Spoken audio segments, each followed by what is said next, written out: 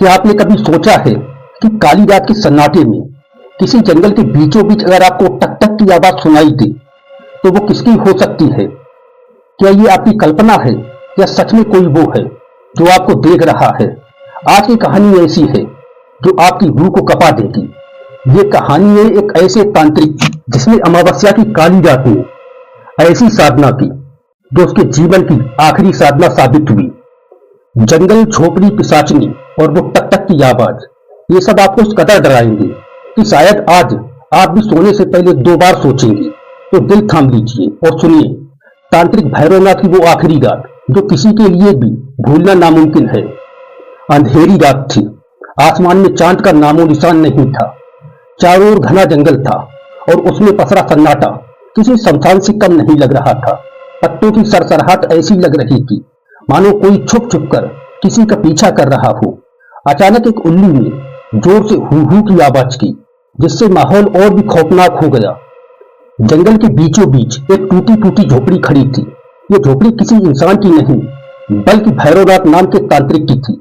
लंबी दाढ़ी, लाल आंखें और गले में इंसानी हड्डियों की माला पहनने वाला ये तांत्रिक सिर्फ नाम का इंसान था। कहते हैं कि वह तंत्र मंत्र से लोगों की बलि देकर शक्तियां हासिल करता था। गांव के बच्चे उसकी कहानियां सुनकर रात में डर से मां के पास सोते थे। लेकिन आज की रात कुछ अलग थी। अमावस्या की रात थी। ये वही रात होती है जब तांत्रिक अपनी सबसे खतरनाक साधनाओं को अंजाम देते हैं। भैरवनाथ आज पिशाचनी साधना करने जा रहा था। यह साधना सबसे खतरनाक मानी जाती थी। इस साधना में तांत्रिक को एक पिशाचनी को बुलाना होता है, लेकिन अगर साधना में जरा सी भी चूक हो जाए तो पिशाचनी उस तांत्रिक की आत्मा को हमेशा के लिए कैद कर लेती है। भैरव जानता था कि यह साधना आसान नहीं है, लेकिन उसके अंदर का लालच उसे रोक नहीं पाया। आज के बाद मुझे और किसी बलि की जरूरत नहीं पड़ेगी, बस एक बार ये पिशाचनी काबू में आ जाए, फिर पूरी दुनिया मेरी मुट्ठी में होगी, उसने हंसते हुए कहा।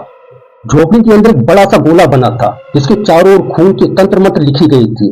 भैरवनाथ ने अपनी कमर से एक लकड़ी की पेटी निकाली। उसमें गुड़िया रखी थी, लेकिन वो गुड़िया किसी खिलौने जैसी नहीं थी।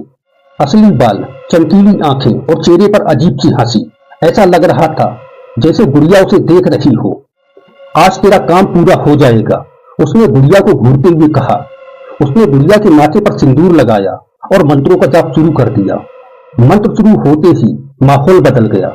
झोपड़ी की दीवारें चरमराने लगी, हवा की रफ्तार तेज हो गई, मसाल की लौ एक ही दिशा में झुकने लगी और फिर टक टक टक टक झोपड़ी के अंदर किसी के कदमों की आवाज गूंजने लगी।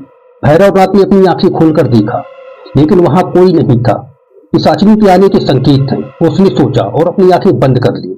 फिर वही आवाज, टक टक टक टक। इस बार भैरवनाथ की पीठ पर किसी के नाखून की खरोंच महसूस हुई। सा किसी औरत की फुसफुसाती हुई आवाज उसके कानों में आई।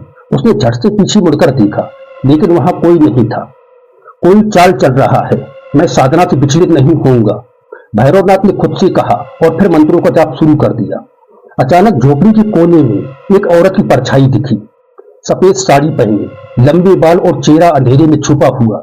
सबसे खौफनाक था उसके उल्टे पैर। भैरवनाथ ने घबराते हुए पूछा, कौन हो तुम? मुझे बुलाया है ना तुमने भैरवनाथ? औरत ने धीरे धीरे जवाब दिया। उसकी आवाज में गूंज थी जैसे एक साथ कई औरतें बोल रही हों। तुम पिशाचिनी हो? हाँ भैरवनाथ, तूने मुझे बुलाया था और मैं आ गई हूं। अब पिशाचिनी झोपड़ी के बीच में आ गई थी। उसके बाल हवा में उड़ रहे थे, उसकी आंखें अंगारे की तरह जल रही थी। भैरवनाथ ने त्रिशूल उठाया और पिशाचिनी पर वार कर दिया, लेकिन त्रिशूल उसके शरीर से आर पार निकल गया। पिशाचिनी हंसने लगी। तेरी शक्ति तुझसे धोखा कर गई भैरवनाथ। वह जोर से हंसी और उसकी गर्दन 180 डिग्री घूम गई। उसके नाखून पंजों की तरह बाहर निकल आए। भैरवनाथ के पैर जमीन से चिपक गए थे। नहीं नहीं, मुझे छोड़ दो। पिशाचिनी ने उसकी ओर देखा और कहा, गलती की है तो सजा तो मिलेगी ही तांत्रिक। अचानक भैरवनाथ की हड्डियां चटकने लगी, उसकी आंखें पलट गईं और शरीर जमीन पर गिर पड़ा। पिशाचिनी ने उसकी आत्मा को अपने हाथ में लिया और बोली, अब तू भी मेरी दुनिया का हिस्सा है। सुबह गांव के लोग झोपड़ी के अंदर पहुंचे। वहां भैरवनाथ की लाश पड़ी थी। उसकी आंखें बाहर निकली हुई थी और मुंह से झाग निकल रहा था।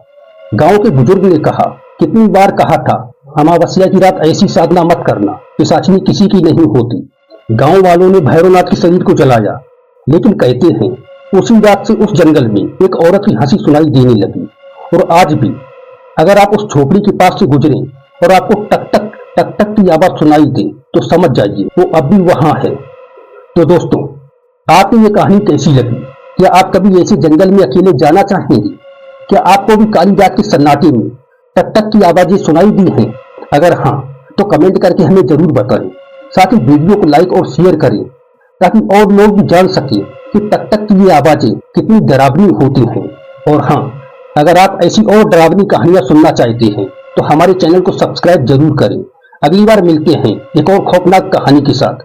तब तक के लिए खुदा हाफिज। जय श्री राम। धन्यवाद।